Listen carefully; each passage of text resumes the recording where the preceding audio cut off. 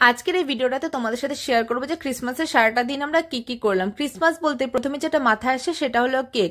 তো সকালটা আমরা কেক খেয়ে শুরু করলাম, তারপরে স্নান পুজো সব কমপ্লিট করে চলে গেলাম মন্দিরে।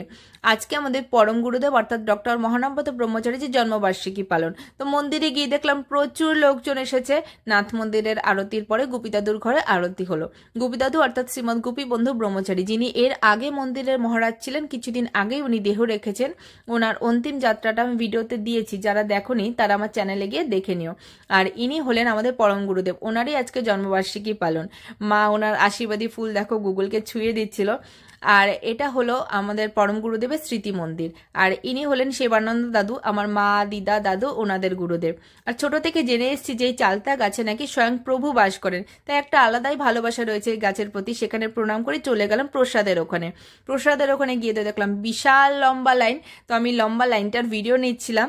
এই সময় আমাকে শিবাজিদা বললো যে আমাদেরকেও কিন্তু ভিডিওতে নিও। দেখো আমি শিবাজিদাকেও তারপরে ভিডিওতে নিয়ে নিলাম। তারপরে গিয়ে দাঁড়ালাম প্রসাদের লম্বা লাইনে। লাইনে দাঁড়িয়ে প্রসাদ নিয়ে প্রসাদ খেলাম।